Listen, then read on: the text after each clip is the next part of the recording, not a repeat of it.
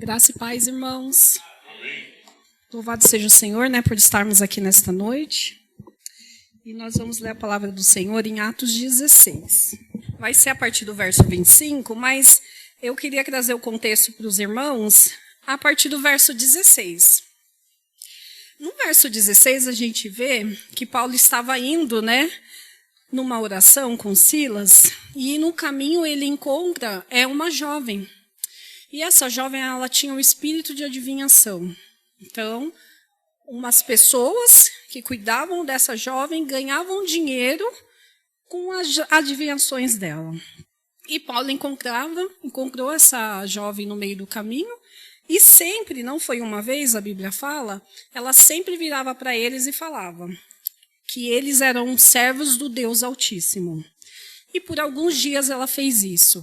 E teve um dia que Paulo virou para ela, no verso 17 e 18, e expulsa esse espírito dela. Então, essa jovem ficou liberta desse espírito de adivinhação. Só que isso deu um rebuliço tão grande que esses homens que lucravam com a adivinhação dessa jovem ficaram tão bravos que levaram Paulo e Silas para os magistrados lá, e com isso chamaram o pessoal daquela cidade e eles resolveram açoitá-los. Então, eles foram severamente açoitados, apanharam ali com chicote e foram presos. Então, eles foram para a prisão porque simplesmente eles fizeram um bem. Eles libertaram aquela jovem daquela vida, daquela prisão espiritual. Então, Paulo expulsa em nome de Jesus, aquela jovem é liberta, e depois eles são açoitados e são levados para a cadeia. Aí no verso 20, a gente consegue ver que os magistrados ali, além de contar o que aconteceu com essa jovem, eles falam também que eles estavam perturbando ali a cidade. Então eles acusam Paulo, além de libertar a jovem, de outras coisas, e com isso a pena foi maior para eles. Então a gente vai ver, que nem eu citei anteriormente, que eles apanharam, eles foram chicoteados e foram levados para a cadeia porque eles fizeram um bem. Eles não fizeram nada de mal, eles fizeram um bem para aquela jovem, expulsaram aquele espírito de adivinhação que tinha na vida daquela jovem. E diante de tudo que aconteceu, veio as consequências, Então eles, além de estar preso, machucado e preso, eles ficaram presos ali com correntes num tronco ali. Então, parecia pena de morte, Parecia que eles tinham cometido um crime terrível. E a gente vai ver que eles tinham algumas alternativas, Diante dessa situação, eles poderiam agir de algumas formas. E eles, no momento dessa adversidade, no momento que eles estavam machucados, como eu já falei, eles foram açoitados, estavam lá na cadeia, eles resolveram orar, eles resolveram louvar o Senhor. Então, a gente vai ler o verso 23. No verso 23, ele diz assim: depois de serem severamente açoitados, eles foram lançados na prisão. O carcereiro recebeu instrução para vigiá-los com cuidado. 24. Tendo recebido tais ordens, ele os lançou no cárcere interior e lhes prendeu os pés no tronco. Mas o verso 25, que me chama muito a atenção, diz assim: por volta da meia-noite, Paulo e Silas estavam orando e cantando hinos a Deus. Os outros presos os ouviam. Vamos parar aqui por enquanto. Então, Paulo e Silas, à meia-noite, eles cantavam hinos ao Senhor. Então, diante daquela situação, eles escolheram louvar a Deus, orar a Deus e buscar a Deus. E nós, Diante das adversidades da vida, como que nós agimos? Será que a gente está murmurando? Será que estamos blasfemando? Será que estamos questionando a Deus diante de tudo que acontece, na nossa vida? E a gente aprende com Paulo e Silas que é possível adorar, que é possível buscar a Deus em meio à dificuldade, em meio ao tempo ruim, Porque no tempo de bonança é fácil, né? Nós estamos buscando, adorando a Deus. Mas e no tempo do ruim? E quando a tempestade vem? Paulo e Silas nos ensina nessa noite que é possível a gente passar por esse turbilhão de coisas e a gente continuar louvando e adorando a Deus. E engraçado que, se a gente for ver a palavra de Deus em 1 Pedro 3,17, fala assim, que é melhor a gente padecer fazendo bem do que fazendo mal. Então, se acontecer alguma coisa de ruim com a nossa vida e a gente está praticando bem, tá bom, louvado seja o nome do Senhor. Ah, eu fiz alguma coisa de errado e eu estou pagando por isso. Então, são consequências. Mas eles aqui não. Eles fizeram bem para aquela jovem e eles acabaram açoitados e numa prisão. Então, à meia-noite, né? Isso não significa que tem que ser à meia-noite, mas significa que na hora mais difícil ali, eles se entregaram ao Senhor. Eles louvaram ao Senhor. E eu posso dizer, irmãos, que a gente tem vivido isso, né? Depois que eu vi que o meu nome estava na escala, fiquei pedindo a Deus uma palavra, né? É assim que a gente faz. E aí você vai orando, pedindo a Deus, e o Senhor, a gente foi na sessão de químio do Steve na terça-feira passada, e no meio disso eu vou contar uma bênção, porque assim, onde eu trabalho, eu tinha máquina lá, né, de computador normal. E quando o Steve começou o tratamento, que saiu o resultado, aí eu fui conversar com a minha chefe, né? E contei para ela, tal, a gente estava acompanhando, aí no dia que saiu, aí foi aquela situação, tal. E ela falou assim, Mi, o que você quer fazer? Pode ficar à vontade. Se você quiser sair, depois voltar, se você falar que quer ficar, você que tem que me falar o que você quer fazer. Então, o que você decidir, a gente está aqui para te apoiar. Aí eu falei assim para ela, Mari, eu não queria sair. A minha prioridade é o Steve. Mas se eu conseguir conciliar o meu serviço com o tratamento dele, eu vou conciliar. Ela falou, então tá bom, a gente vai lutar por isso. Isso foi na conversa que a gente teve de manhã. Aí a gente saiu para almoçar, tudo, aí quando foi à tarde, ela falou assim para mim, então eu vou pedir um notebook para você, porque aí quando você for acompanhar ele, você consegue trabalhar de lá.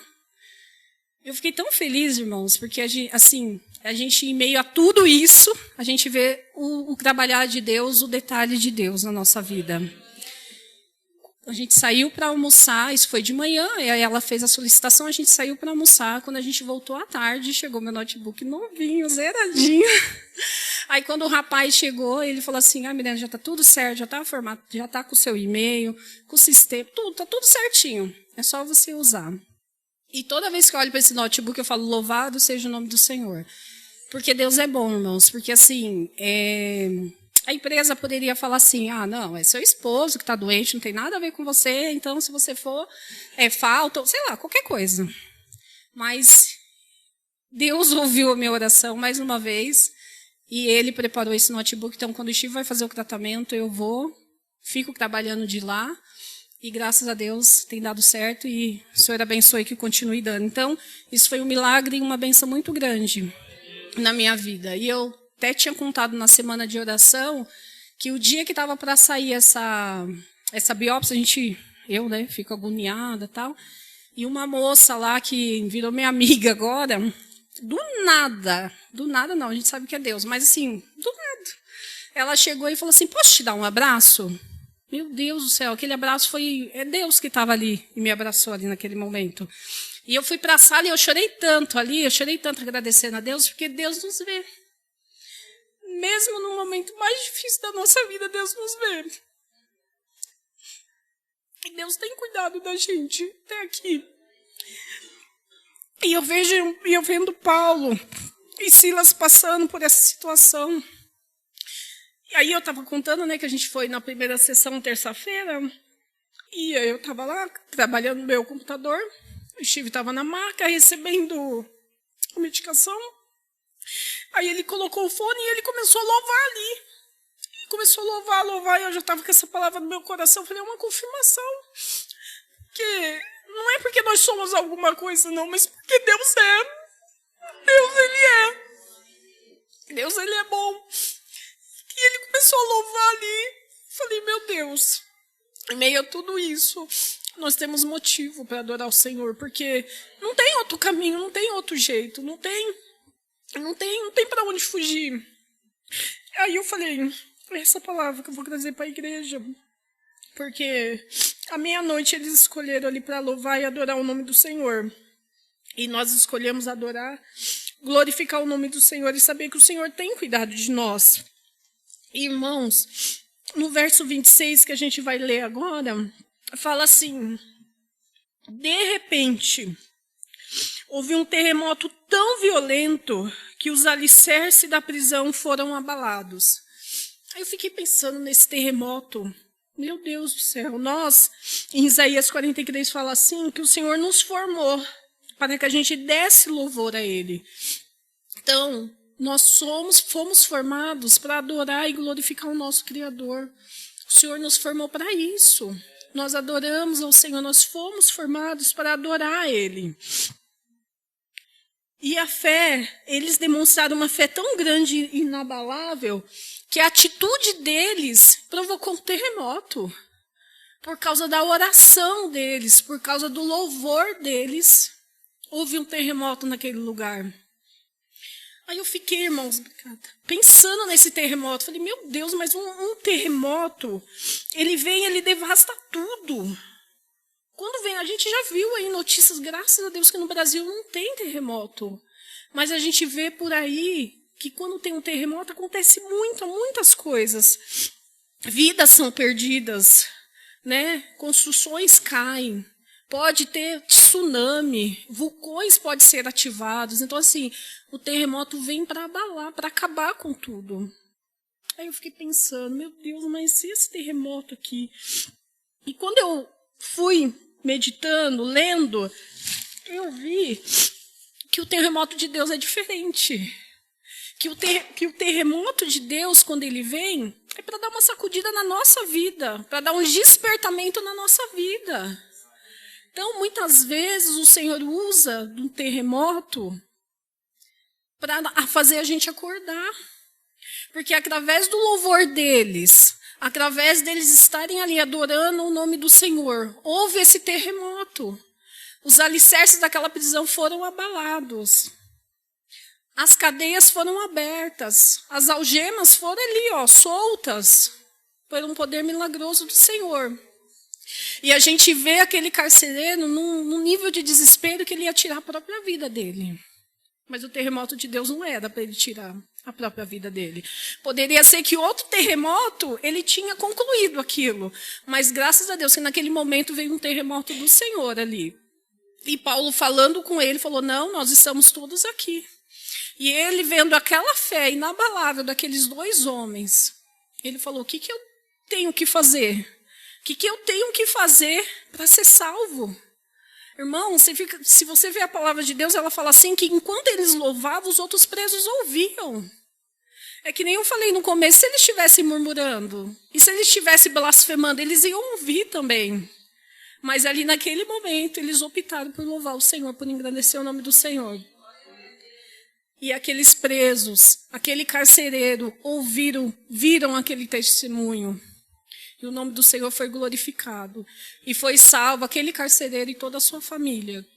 Então, o terremoto de Deus traz salvação. O terremoto de Deus, ele traz um despertamento para nossas vidas. Muitas vezes precisa acontecer algo para as pessoas se despertarem. O terremoto de Deus que nós possamos aprender nessa noite. Que o Senhor muitas vezes envia o seu terremoto para que a gente se desperte. Saia nessa noite pensando, o terremoto de Deus é diferente. Não tenha medo do terremoto. Não tenha medo. Porque quando o terremoto é de Deus, não estou falando desse que vem aí para arrasar tudo, não. Quando o terremoto é de Deus, cadeias caem, algemas caem também, são abertas, prisões são abertas, as pessoas são livres quando há um terremoto do Senhor. Há salvação quando há um terremoto do Senhor. Os alicerces foram abalados, mas continuaram ali em pé.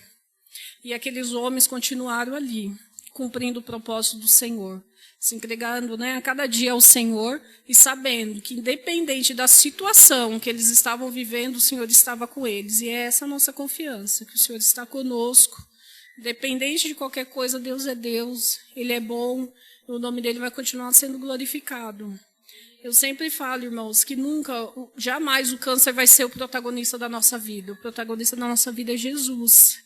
E sempre teve um culto de ação de graça que a gente fez em casa, e minha prima até falou assim, nossa, a gente olhando assim, nem parece, né, que o Steve está doente, que aconteceu alguma coisa. Eu falei assim para ela, se você e outras pessoas têm visto isso, então nós estamos cumprindo o nosso papel.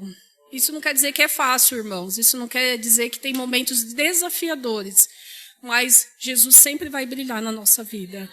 O câncer, o problema, seja o que for, ele nunca pode ser o protagonista da nossa vida. A gente vai lidar com ele, vai lutar, vai vencer em nome de Jesus, mas ele nunca pode ser o protagonista da nossa vida.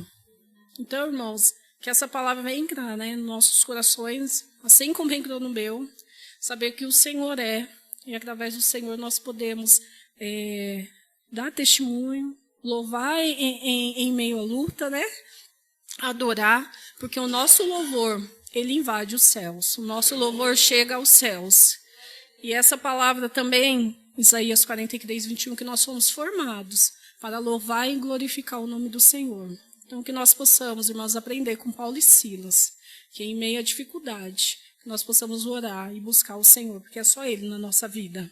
Amém? Vamos orar e depois a gente vai adorar o Senhor com um hino bem conhecido, que os irmãos conhecem também.